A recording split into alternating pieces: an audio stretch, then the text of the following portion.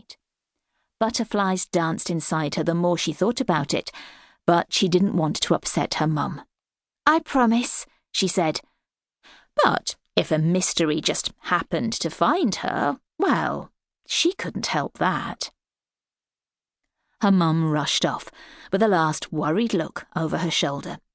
Libby sat back and took a deep breath. She was alone. It was really happening.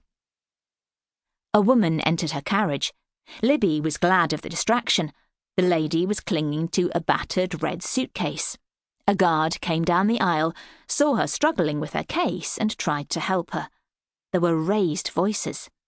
Libby couldn't quite make out what was being said, but it was clear the lady didn't want to let go of it. The guard gave up, turned swiftly on his heel, and headed to Libby. He leaned over and smiled. "Ticket?" Libby handed it to him. The railway company's special hologram sparkled in the sunlight. Her mum had bought her a special ticket, so the guards would look out for her. The guard said, in a French accent, "Let me know if you need anything, during the journey or when we arrive." Libby didn't want to be treated like a baby. "My aunt is meeting me at the station in Paris." "Well, that is good."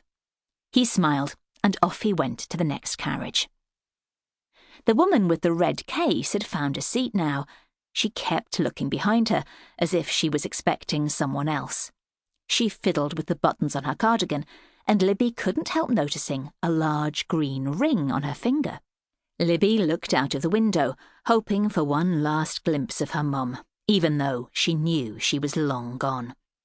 A tall lady came hurtling down the platform, her black and white coat flying behind her like a cape.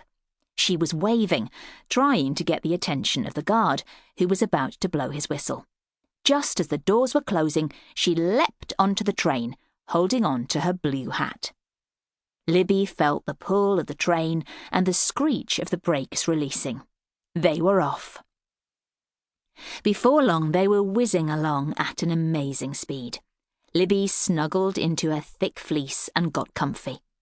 The tall lady, who had just managed to get on the train in time, peered into the carriage. Libby wondered if she was looking for an empty seat. She must have changed her mind, because she disappeared in the other direction. Libby glimpsed a bright peacock feather swish at the back of her hat as she turned. Libby checked her watch. It was still ages till they arrived in Paris. With no one to stop her, she could start on her lunch, even if it wasn't strictly lunchtime. She moved her watch forward an hour, ready for her arrival in Paris. Now she could eat.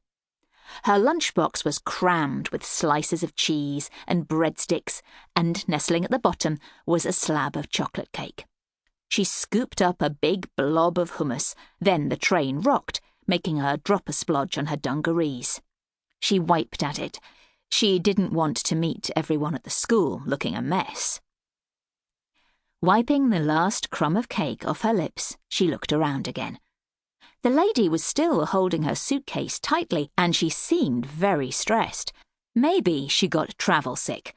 Or maybe she had a secret to hide. The lady glanced up and spotted Libby. Embarrassed to be caught staring, Libby quickly turned to look at a man at the table opposite. He was reading a newspaper. She could just make out an article about a missing ring before he turned the page.